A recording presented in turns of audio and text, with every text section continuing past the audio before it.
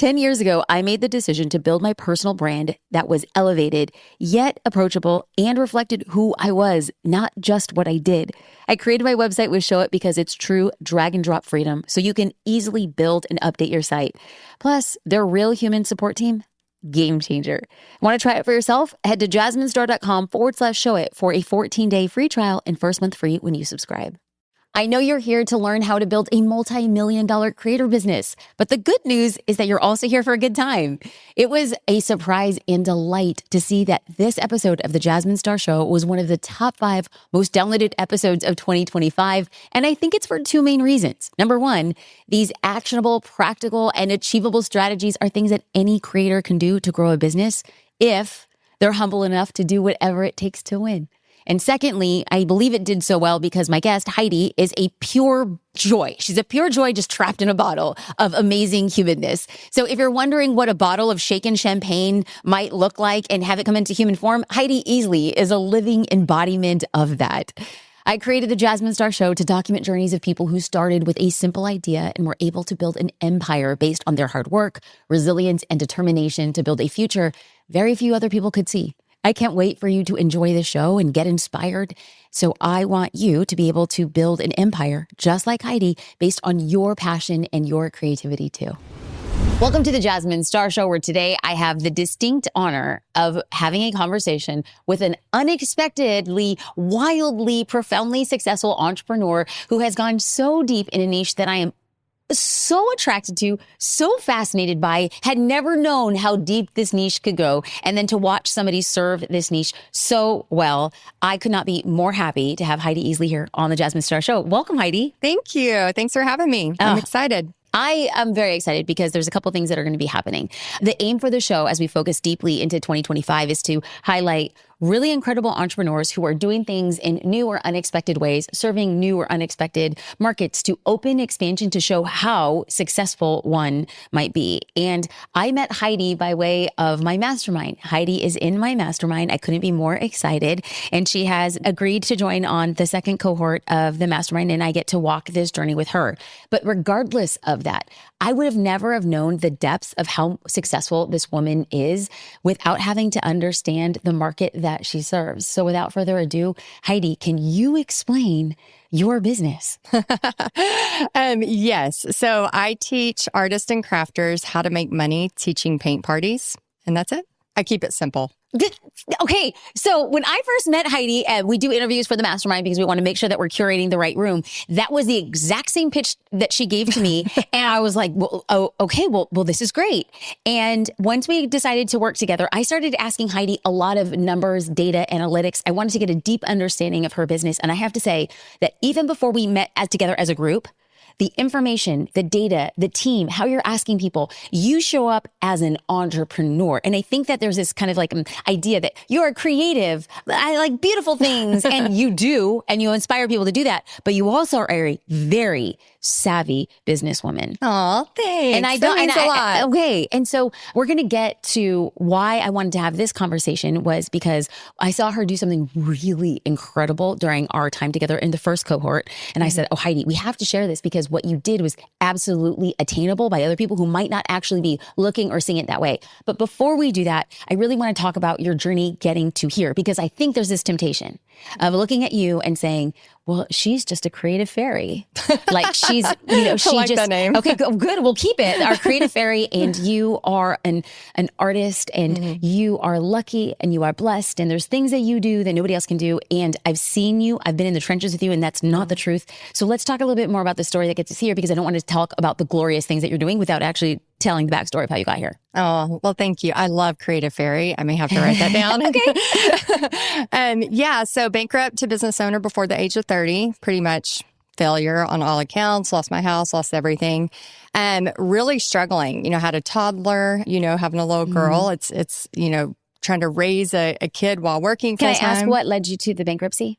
Like what? Yes. Yeah. So we had bought a house. We were living in Florida at the time. I spent my 20s in Florida, and we just they were giving out loans like crazy, like loans on top of loans. And we didn't know. We were literally just grabbing it and going. And then I would I would have my credit cards and I would pay it off and then literally like pay the minimum balance, not pay it off, pay the minimum balance, go get $20 or $30 in gas just to try to make it till the next paycheck. Like we were so overwhelmed. And then whenever the housing crisis came, I thought I was the only one going through that. I didn't realize that there were, millions of people going through it at the time. I thought it was just me. So I didn't talk about it. I was so ashamed. I was so embarrassed and just literally lost everything. So you filed for bankruptcy. So I filed for bankruptcy, moved to an apartment. My husband's, working for the apartments, like picking up dog crap as part of his job. Like talk about being humbled, right? Like going to the bottom again and just starting over. And so I was trying to heal. So I paint because as an artist, we paint to heal. And so I'm painting surfboards, these little mini wooden surfboards that we had cut out in my sister's house. And I took them to my classroom because I was a teacher at the time, teaching 850 students. And so I'm working on them during breaks or lunch, and my kids are seeing them. And they'd come in and they'd go, Miss Easley, like, paint me one, put my name on it. And I'm like, no, this is just art for healing. Like, leave me alone, right? Like, no, it's my project. I'm healing. It's my project. I'm scared. It's all so hard. And so he's like, my kids are like, no, Miss Easley, paint me a surfboard. Like every time they saw it, they lit up. And about the 150th kid said that, and a light bulb finally, hits me in the head. I'm like, oh my gosh, like I might be able to help my family get out of this financial trouble through painting.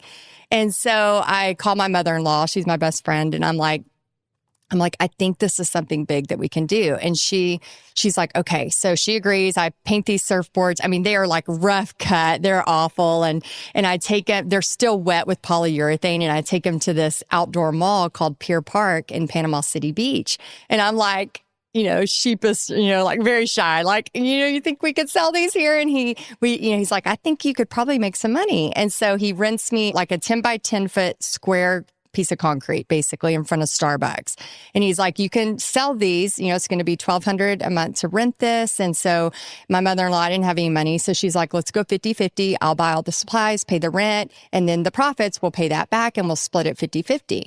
And so I was like, so excited. Like, I'm like, okay, this is plan B. This is going to get me out of all of this. Like, I am just, staying up late, painting these surfboards, all of this. And then we set up and nobody is buying. And I'm like, you gotta be freaking kidding me. Like, this is plan B. Like, well, this is supposed to work. I'm so new to life. Like, I don't know what's going on.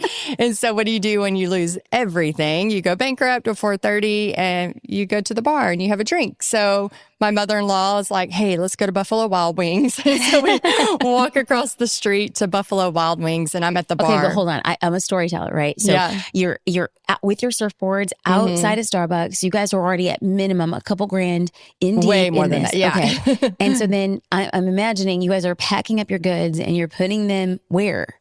So You guys go have a drink the day that you realize it's not working? Okay, yes. Okay. So we're set out. My husband watches the booth. Okay. So I'm like, I'm going to the bar. You watch the booth. Good luck with this. This sucks. And so I'm a couple drinks in and I'm just like, life is hard. Like, what am I going to do with this little girl? Like, I want to give her everything and I can't even make money. It was really, really hard. And so another drink in and I'm like, what do I do? I don't know what to do. And then my husband calls and everything changes. And I answer the phone and he's like, get over here. Get over here. And I'm like, what? And he's like, we have orders. Get over here. And I'm like, you're lying. He's like, Heidi, get over here. And so I look at my mother-in-law. She's like, go, go, go. And I, tipsily walk across the street because by then I was a few drinks in, and I will never forget this moment. Like, he is looking at me and we had these paper tickets for orders and he's holding them out and he goes, Heidi, get to painting. And in that moment, Jasmine, like I was flat on my face, done for, count me out. And it's like God scooped me up. And not only did he say, it's going to be okay, but you're going to be able to do what you love for the rest of your life, which is paint. And I just painted those surfboards happily and little tipsy. And I remember just like thanking God and laughing and being so excited. And we went on to sell over 1,000 hand painted surfboards in just 2 months, which meant me, the slowest painter in the world. I took a year to finish a painting. I had to paint 1,000 miniature paintings in 2 months, but I did everything that I could because I knew every single sale at $20 a sale was going to change my family's life. So that's what started it. And so there's somebody here who their interest is piqued because they have a thing that they love and they're not quite sure they can actually make money doing it. And it might not be painting. Might not, but I just want to hold space for what that story is. There's something you love, and then you tried a few things and it didn't work, and then it did. Fine. But where do we go from 1,000 surfboards at $20 a piece to you building millions and millions of dollars in a business here today? What was the next step? So we ended up doing a much needed move back to Texas, which now we live in Tennessee. That's a whole nother story, but much needed move. And it was harder to sell surfboards in North Dallas because it's really, and I, wasn't real savvy yet online. And I remember, again, my mother-in-law is such a big part of my story. One day she goes, what if people, so by then I was doing paint parties. So I was a teacher full time, but I was doing paint parties on the side. So you moved from Florida to Texas. You are still a teacher. Yes. And the demand for the surfboards is lessening. There's no demand. Okay. I was trying to be nice. I was trying to buff up the story. So there's no demand for surfboards in Texas, surfboard paintings.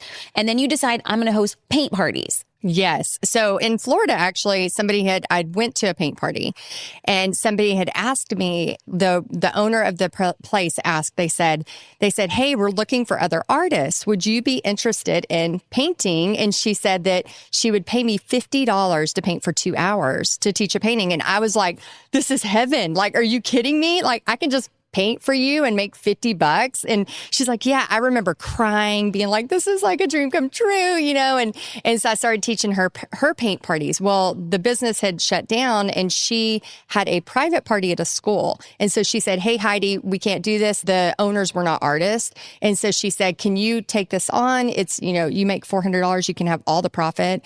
And I was like, are you kidding? So I took off a day of work, which I didn't make near that in a day. And I made that in 2 hours. And I just thought, what? And so I started teaching paint parties where, 400 in 2 hours from 50 to 400, then teaching, 20 people at a time, 50 people at a time, 200 people at a time. Like I was making $4,000 at an event. And I'm like, I'm not even a stripper. Like, I'm just like, this is insane. I'm teaching painting and making $4,000 in a night. Like, this is insane. And so people would see my post and like literally count these people and be like, did you really make that? Right. And then they started asking like, how are you doing this? So it led me to, and you're in Texas by now. I'm in Texas. Okay. And my mother-in-law one time said, well, what if people stop coming to your paint parties? And I was so offended. I was like, why would people stop coming to my paint parties? I mean, I was like offended, and then it just kept creeping in, like when somebody says something. And so then I thought, okay, I don't want to put my family ever in the bankruptcy situation. So how do millionaires do it? What do they do? And I just went on this quest of like searching. And it led me to my first business coach, Shanda Sumner. And she taught me how to build an email list. I built an email list of 5,000 people. But I'd interviewed all fine artists, which was a great experience. I met some of the coolest artists like Akiana Krameric and just so many cool artists through that process.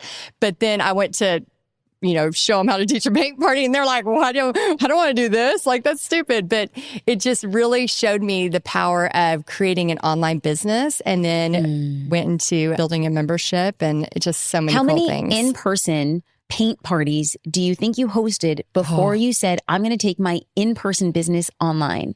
I have thousands of people. I mean, I have taught paint parties nearly 20 years. I still teach paint parties today because I want my members and my membership to know I still have a finger on the pulse and I know what's out there. I know their struggles because I could I've done thousands of them at this point. Like I could easily be like, I've done that, been there, done that, but I still like literally before we moved a couple weeks ago, I had done 2 more paint parties that month just to always have, content, always be able to relate and say, hey, I know your struggles. I know how to book one. And then the coolest part with me moving to Tennessee is I'm able to tell them I am starting from scratch. Like I don't know anybody. Everything's new. Watch me. You're scared. Well, I'm scared too. I got to start over in front of all of you watching to make sure I don't totally fail. So you have to prove the theory of your business in front of your current audience. Yes. Because you've done it in Texas and then you start teaching. So let's talk about the revenue streams of the business now. Okay. So the business is currently, describe the current nature of the business and then the revenue streams leading into it. Because we went from paint parties in person and now we have an online component. Can you explain what those are? Yes. So I am a person, because of my past history and past failures, so many of them, that I always want to kind of have like several revenue streams. That's right. Because that's what I learned with, researching how to be a millionaire. And so I was like, okay, I need several revenue streams. So right now we have the in-person paint parties. So that's money coming in. I'm an affiliate for several things. So like, anytime, and I'm very open about that. Like I will not ever push a product unless it's something I use and am fully endorsing myself. And then we also have the membership, and then we also do Now, talk to me about the membership. What is the promise of the membership? Who is signing up for the membership? Because I want people to hear, even though they might not be painters, how did you start thinking like a millionaire? And then what does the membership itself look like? Because then we're going to talk about the other revenue streams too. Yeah. So the membership, basically, it's like, pretend if you were a teacher and you needed a substitute. You would just have those lesson plans for that substitute. You could go about your business and they could take care of your class. I'm basically the person providing the lesson plans for the paint parties. So these are artists or crafters who want to make money. I am in Newport Beach and I want to host a paint party and I join your membership because it's basically a turnkey solution. Yes. I get to go and I learn from you and I get your stuff and then I get to take what I learn here and I get to make my own money hosting my own paint parties out here. Yes. That's who the memberships are. I would have the painting for you, the tutorial for you, the marketing done for you. Like everything is done for you so that you just grab and go. So it takes out all the headache. The stuff that I really wish somebody would have provided for me when I was teaching full time, trying to do this business on the side is exactly what we provide. Beautiful. And then the next revenue stream. So we have a course as well. So every couple of years I do a course, and that's basically like, so all the people in my membership, we have 3,000 members right now. They watch me and then they want to learn the online side of things. So a lot of times, like as they've been doing paint parties now, they're curious and okay, what do you do with this? How do you do a membership? And so Stu McLaren, who I love, he's one of my mentors and business coach. We love Stu. Love Stu. And he taught me the membership model, which I love. And so a lot of times, like what I was doing is I was saying, hey, if you want to learn this next step, go to Stu. Well, what happened was there was this huge gap between somebody teaching paint parties to an online business, as you know, is a totally different beast. And so I was like, oh my gosh, I felt the first time I had sent them to Stu, it was almost like they were flailing because they didn't know how to build an email list. They didn't know. They didn't have a few foundational pieces that Stu program, where he picks up is a very large assumption that is in place. Yes. And so I just want to pause here because this is where you and I begin to intersect. And I say there is a gap that only Heidi could see because she's in a niche, in an industry that is kind of not, I wouldn't say it's overlooked, but it's not one of those like glamorous, like I have an HVAC or I'm a photographer. This is a smaller, I teach paint parties. And what she had said is, hey, there is an offer out here that exists to teach you how to build a business. And then she has membership and then there's this gap. And what I loved about Heidi is that she said, there is a gap and there's nobody who's filling it. Yeah. She steps in with this program and now has added another revenue stream to her online business. Yes, it's so fun. And it's kind of cool too, because it's like, it's almost like I try to talk people out of taking the course because I'm like, it's hard. You know what I mean? Like doing online business, it's not easy. And so I'm always very, very honest, even, with my paint party members. I'm always like, it takes work, I mean, me going and selling those surfboards, it wasn't an easy, sell. I mean, it takes work, but I think that's the beauty of this. Like I always tell my daughter, she's 18 now, but I always tell her, I'm like, man, if you just do the bare minimum in life, you are already way ahead of most people. So when you go above, you just always stand out. And so that's one of our big, like, kind of values in our family is like, we don't have anything. Like, we go full force all the time. And so one of the things, if you don't mind me sharing, and we can cut this out if it makes you feel uncomfortable, but you had joined the mastermind and we're in Newport Beach and it is cocktail hour. So when we had joined, do you know where I'm going with this? Are you okay with it? Okay. So we are, okay. So I interview everybody. People come join. We have one online Zoom. We're meeting everybody, but quite honestly, everybody's meeting essentially for the first time in person here in Newport Beach.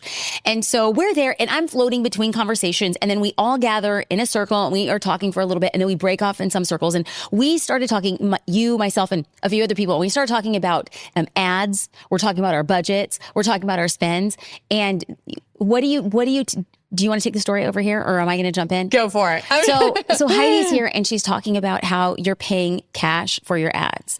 Oh yes. I remember that story. And I'm thinking, okay, why? And number one, I'm a big cash believer. I come from a family, a long line of being in debt and very, very strenuous financial situations. So I really only pay for what I can afford. Right. However, when I am running ads and I can find a credit card that I can run full speed, get points on or cash back, and I'm paying off that credit card, it was like your mind was blown.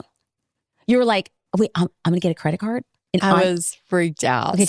Okay, So because of the bankruptcy, I had a very strong aversion to credit cards. Like, we don't allow them. We don't do them anymore because we had, gotten ourselves in so much trouble and it ruined so many things. However, now I talk about the bankruptcy and I smile because I'm like, I literally can see God's hand of how he turned something that I did so stupid into something so great. So I really do love and appreciate all of the bankruptcy stuff that happened. So what happened was I ended up getting hacked on Facebook. So I got hacked and I was going to get a massage. So I'm in the massage room. My phone is in my car and I get to my car to check my phone and I'm like, all these missed calls from Bobby, my husband. And I'm like, what is going on? And I call him and he's like, hey, the accounts are empty. What's going on? And I was like, what? Because we run everything through our cash. And so we were in the middle of a launch. And so we were running several $1,000s a day in ads, but we were bringing in money. So it was kind of, we always watch it when we're doing these like $100,000 launches. We're on it. We're watching it. So I was literally for 1 hour away. All of a sudden, my entire PayPal account was emptied. My entire debit account was emptied like that, like within an hour. And so what had happened was there was a spammer that had come in. He was selling jeans. So he was running like $5,000 many times, like 10 different $5,000 ads. So what happened was, it was just taking this money as fast as it could take it. And so by the time we got in there and stopped it, I would literally go, this is just note to all of you. If you ever have this problem, it happens to a lot of people. I would go and pay my PayPal balance because he would charge it. And then, I don't know if it's a he, I'm just saying he, but he would charge it and then I would like pay it because I couldn't stop it if there was a balance on my PayPal. So as soon as I would clear it, he would charge it again. And so I'm on the phone with PayPal and they're like, well, you have to have a zero balance for us to cut it off. I'm like, I'm trying to have zero balance, but he keeps charging. Like he's taking it every 5 seconds. And so we finally get it stopped. We get the account stopped. And within an hour, he took over $14,000. And so somebody's like, that's not on our credit card. I'm like, we don't have credit cards. Like we pay everything cash. And so now you'll be so proud of me. This whole trip out here was done with points. My flight I told you because I had said to Heidi, I'm like, but here's the thing. I would never advocate for a business owner to really go deep in debt, but I'm like, you have the money for what you're going to spend. Yes. Just get the points. I was like, her mind was blown. She's like, I'm like, Heidi, we go on vacations, lovely vacations, and we use just points on it. And you're like, okay, I'm so stinking proud of you. Okay. Big stuff. Okay. So when you and I had a conversation, you had said something that stuck out to me and you had said, when I'd started the business, it felt like it was easy to take a risk because you didn't have anything to lose. And now that the business has gotten very successful, it's harder to take those risks. So can you go back to us, take us back to December of last year when you made a strategic bet to really go in and look at the numbers. Talk to me about how did you start looking at the numbers? When were you ready to take a big strategic bet so that it resulted, and I don't want to steal any thunder, but your biggest launch ever? Talk to us about that process. Yeah, that was so exciting because one of the things I love about you is that a lot of times we'll have a hope or a dream and we'll be like, oh, do you think that could happen? And they're like, oh, yeah, sure, it can happen. Well, I remember we were going to look at Utah to possibly live there. And I was on a call at a coffee shop with you. I remember. And I said, you're like, what's your goal? And I'm like, I want to hit 5,000 members. Like that's always been in my head for years now. We have the membership now going on 7 years in May. And I said, do you think I can do that? And you were like, well, tell me how many launches you're doing. And it was like immediate, like straight back at me with that. I'm a queen bubble popper. I just want people to know. Like, I want you to have a dream, but you better back it up with some numbers. I love it. I love it because I don't want somebody to just be like, yeah, it can happen. Like, you know, let's manifest it. No, I'm a worker and I know that it takes hard work. So whenever you were like, no, well, let's see. Well, you're only launching once. How do you think you're going to hit 5,000? And I love that pushback. And so it got me thinking, I was like, well, I really don't want to launch in the spring because of these reasons. I'll do evergreens, I'll do this, and maybe I have to push my number back. So what was the question? The question was, what was happening in December? Okay, so I just want to add a little bit of color here because once I asked Heidi that question of you want to get to 5,000 members, then what are we doing to get there? Right. And then we had to run numbers like, well, something called churn. How many people are leaving a month? How many people are coming in? What are our marketing mechanisms? What is the LTV? How long are they with us so that we can really run numbers on how much are we going to invest to acquire that customer? So I went very deep with Heidi in regards to these numbers. And I said, okay, Heidi, anything is possible. 5,000 is possible. Now we just have to figure out what are we going to do in order to hit that number. And so in spring, she had said, for these reasons, I don't want to do a very big launch, but I'm going to do X, Y, and Z. They had a back to school launch and you said, we're going to go big, but there's a few things at play. And then December comes around where you said, okay, I am ready to go all in. What got you there for December? So we do challenges. Yes. So we have this thing called the Snowman Showdown. I do it every year. And so what I notice, we keep track of everything. So we track every single launch, every single number. If I pay my team bonuses, like every single number is accounted for. And so what was cool was I noticed there was this pattern where I was spending more money on my ads for the actual challenge and less on the open cart. So we flipped it. So you would ask me like, okay, talk to your husband. What number are you comfortable with risking based on your conversions? Because our conversions go anywhere from 20 to 30%. And I'm looking at this and I'm in a spreadsheet with Heidi and I am saying, okay, so this, I think it was like a back to school or an autumn type challenge. We did the fall ball. The fall ball. Okay. So, and so what she has on this beautiful spreadsheet, and this is where strategy and this is where millionaires are built, knowing their numbers and knowing where to thrust and throttle. And so I would never just say, okay, Heidi, let's just go and bet the farm or let's go big on this one. So I was actually looking at what has been the history of the launches. Which one have been over indexing as slightly more successful than the others? What are the reasons? Where's the mindset? And so we could strategically bet where things were going to be based on the trajectory. And her Christmas challenge had always killed. And I'm thinking, well, great. She's running ads to acquire a lead to a challenge. But then there was this big gap when we're in sale open cart period, we have to hit just as hard because we've already built that trust and likability. So I wanted just to point out and paint the picture a little bit for somebody who's on the outside saying, but what numbers were you looking at? We were looking at cost of ads, cost of customer acquisition, where the ad spend was actually going, what percentage we were actually using, the lifetime value, how long they were on the inside of the membership. So after having done all of that, we're now here at December and you talk to your husband and say, how much are we willing to risk for CAC, the cost of customer acquisition? Yeah. And we basically when we were looking at it, we were like, okay, let's flip the numbers. Let's spend more on the open cart. So it ended up bringing in, I believe, 957 new members. 1,000 people join a membership. And the thing about a membership that I've always loved and is really beautiful, to join the membership is X per month, but they don't stay for 1 month. They stay for months. Ours is 8 to 9 months. That is incredible.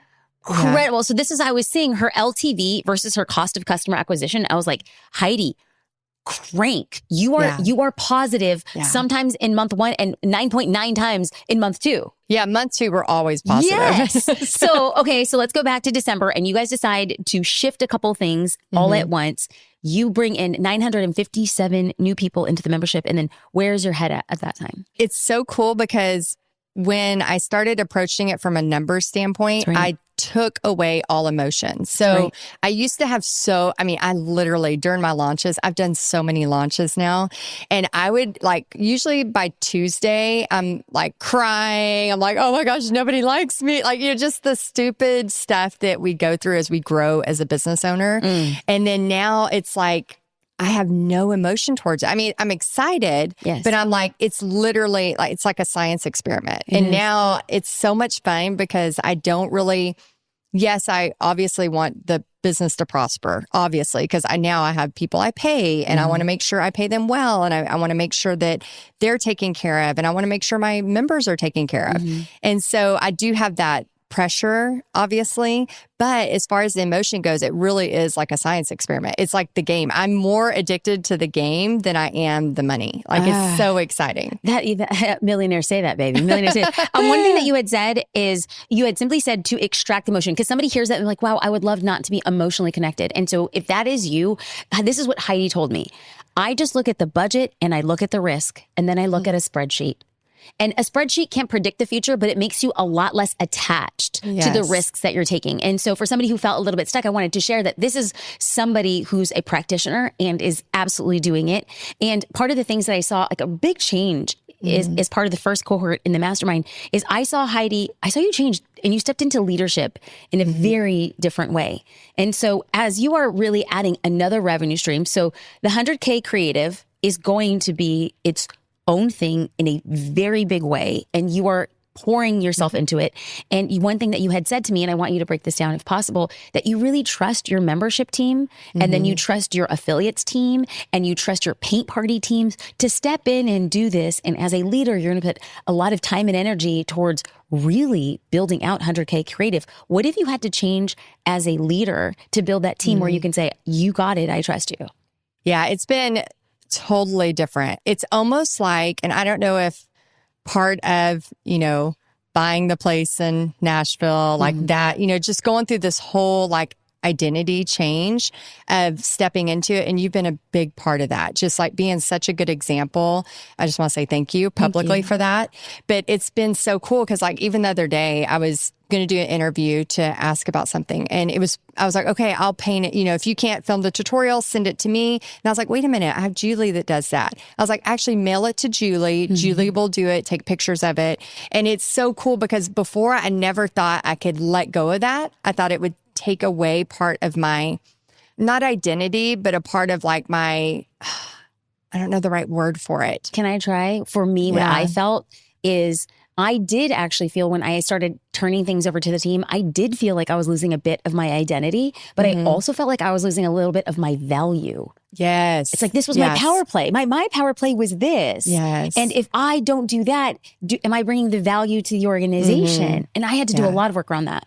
Yeah, I get that because I don't want to be, and maybe it has to do, getting deep, and maybe it has to do, we need Dr. Natasha back. Dr. Natasha needs to come in. Yes. I think it might have to do with, you never, especially when you don't come from money, you never want to be in a position where you feel like I can't make the money. And so if I'm delegating that, what is that saying if I'm not doing the work, right? And then I think with buying this new place, I mean, I know it sounds silly, but making my hair darker, just all these things. It's like I'm coming into, okay, if I want to go to the next phase, and honestly, it's out of service to my members.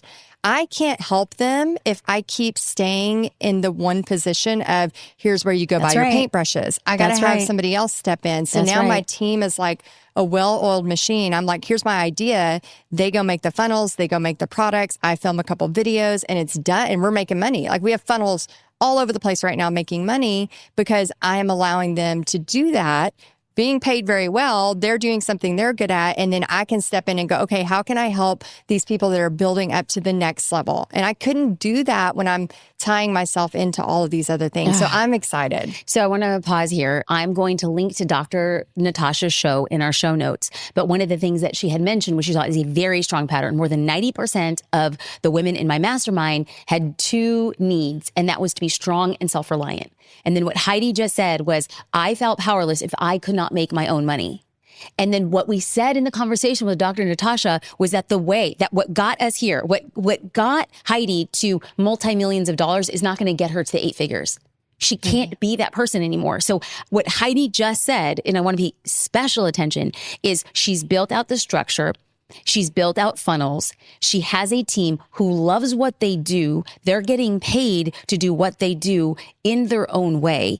She is freed to create another revenue stream in her business. And once she has systematized and operationalized, she can turn that over to another team member so she can go on and be on her lavender farm in Nashville or start another revenue stream. She gets to decide that. Her and Bobby get to decide, how do we want to live this chapter of our lives? And I just want to say, like, Heidi, what I have seen you do in such a short amount of time has just blown my mind. But I wanted to have this conversation to show people that you have to let go of some things. Yes. Like what got you into that mastermind will not be the thing that gets you to the next version or chapter of your life. So as now we're in a unique position because we've never seen Heidi at the beginning of a new, profitable, wildly amazing revenue stream. Now, 100K Creative has existed in different forms, but you're saying, no. I know who I am. I know what this person needs. There's a tire rebuild. There's a totally different value transformation, like value proposition and transformation. So we're looking at the ground level Heidi of a new revenue stream.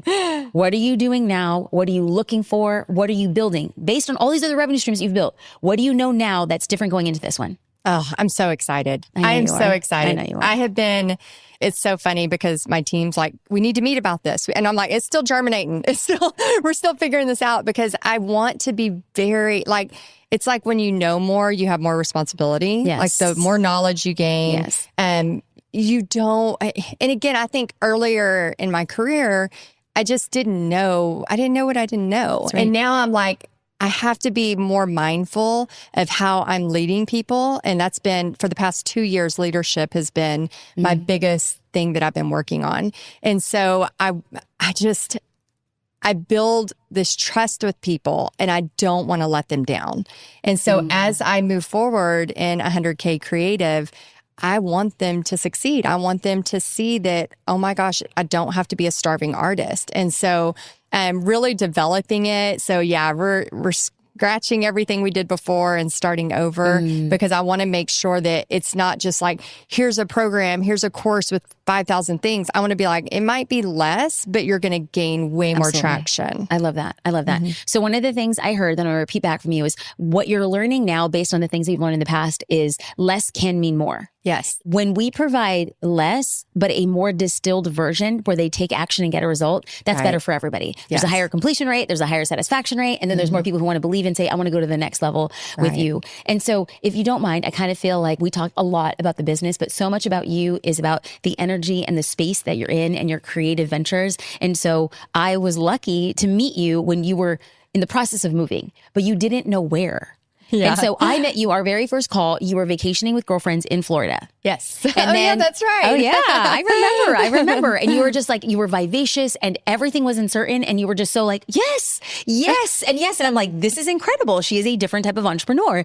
And then the next time I saw you, you were at this like outdoor coffee shop in the middle of nowhere, Utah. And you're like, I think we're kind of sort of maybe moving out here. We're not quite sure. Yeah. And then the next time we have a conversation, you're back at home in Texas and your daughter is growing up and going to college. Yeah, she's going to Paris for study abroad. This is, I'm like, oh, I'm so happy for her. I mean, and I'm sad for myself. I already think of Luna leaving and I'm like, no. But all of this is a sign of good creative mothership and entrepreneurship and showing your daughter what it means to be a strong, independent woman. And then out of nowhere, we get in our Slack channel in the mastermind. You're like, we bought a lavender farm. And we're like, where? Nashville. Okay. So I want to focus on that because what happens is I don't want to tell a part of the story around business success if it comes at a cost. And it always will come at a cost, but sometimes it comes at too much. But I want to highlight here is you've done it your own way. You're very happy. You are working with Bobby. You're supporting your daughter. You have this team who's growing alongside of you and you get to taste the goodness of that. Talk to us about this home. Oh my gosh. So you could share the name of the home because you're going to share it. By the time this debuts, you will already have announced it. Yes. So, oh my gosh, you'll have to go to Instagram to see the greenhouse. But this place, I'm telling you, like God has literally made it for us. And this place we're calling it Whimsy Hollow. Whimsy Hollow. And so the lady before, she was an artist as well. And so it's like this really cool, it's like So Practical Magic is my favorite movie. So it's like if Practical Magic and my favorite company, Junk Gypsy, had a baby and created this farm for me. This is literally what it is. And so it's this beautiful greenhouse that this artist created. And she actually rented it out for, photography shoots and wedding proposals. So we're going to do the same thing. We're going to make it to where it could be rented out. And then up on this really steep hill is this old farmhouse. It's an 80s style old farmhouse. It has like 5 outdated bathrooms, and I think that's why, it was kind of safe for us. People didn't want to do the work, which I'm like, bring it on. I will do the work. I will do the work. And it's literally in the trees. So Jasmine, it's like, in my art studio / office, it's this giant room that goes from the front of the house to the back of the house. And it's surrounded by trees and all the windows go to the floor. Oh. And so I literally go get my coffee, go sit in this little spot I made myself. And I'm able to look at the trees. I can watch the sunrise on one side of my art studio and watch it set on the other. And then I take my walks down to the greenhouse and it is magical. It is magic there. And I'm just so thankful. And so I have this whole new renewed spirit of what are we going to create? What are we going to make out of this life? This whole new adventure we have. And so I'm just so, so thankful. And I'm so excited about the personal side of my life as much as I am the business. And I literally sat in that chair. I've never wanted to retire ever. That's a bad word in my vocabulary. And I sat in that chair and I was drinking my coffee last week because we've only been there a week. And I told Bobby, I was like, I finally want to retire. I have so many activities I want to do. I want to do pottery. I want to do this. I finally have this feeling of man, this is home. This is home. And so I don't know what's to come of all of this. I do feel like God has given us this. And as I walk that hill, I don't want it to be just for myself. I feel like, I can't wait to invite the creatives there. I can't wait to invite Paint Party headquarters there. I feel like this is for all of us, not just me. And I don't think that anybody could say that having not built this successful business. And here's one thing that I know about us, Heidi, is we want optionality. We don't want to be forced to retire, but we don't want the option not to retire. And so the fact that you have found a place to give you the option, now you settle and then you get to decide how you want to play the rest of the game. And you couldn't say that without having those really big decisions and making these courageous jumps and leaps. You talk a lot about what those leaps are in great detail. Can you talk a little bit about this? Can we hold them up with the cameras? Oh, yes. Your dreams don't die. They haunt you. I mean, lessons from a millionaire entrepreneur. She also has Paint Party Business, a step-by-step guide, and then Paint Party Lookbook. We will be linking to all of these resources. Awesome. But who is this created for? So this is created for the underdog, especially my book. This book is created for somebody who feels like they just keep getting knocked down.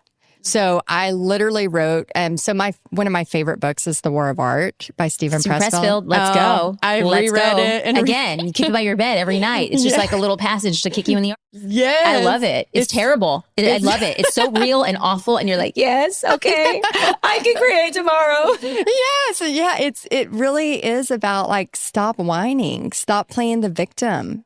Make it happen. And so this book was, kind of written based on my love of that book. And so I share stories in here of all my failures so that you can see that it's okay and it happens and you can get back up. And also there's parts where you can do your own takeaways. So my hope is for the underdog who feels like, man, I just want to go to the next level, but I can't get there. You can, because most of the time I've learned almost every single big success has come right before I was about to quit. Ooh. Right before. And so years ago, I was about to quit my membership. Thank God I didn't. But I was in my office and I was crying. I was filling out a application for a middle school art position. I hate teaching middle school. I have taught all the grades, but middle schoolers are the hardest. And so I was filling it out and I was crying. And my husband came home from work and he's like, "What are you doing?" I'm like, "I can't do this online thing anymore. It's too hard." And he's like, step away from the computer. He's like, you can't quit. You were so close. And so being a Dave Ramsey fan, we were like, okay, well, let's track every single penny we've ever, we make for 2 straight months, write everything down. And so the artist in me wants to put it on poster boards. My husband wants a spreadsheet. So I've got poster boards all over his office. He's got a spreadsheet going. And I realized at that time I was bringing in over $7,000 a month doing my teaching and my membership and my paint parties. And if I would have quit and went down to like $3,300 a month, I would have cut my family's income in half. So once I saw it so plain and clear, game on. And so I think that's what I love so much about you is showing me the numbers, making me accountable for the numbers because I can see it. I don't have the emotion in it and I can game on. So as we speak about 100K Creative, you can find them on Instagram at 100K Creative. But one of the things that we had a conversation about was I said, well, Heidi, what do you want to do with this first launch?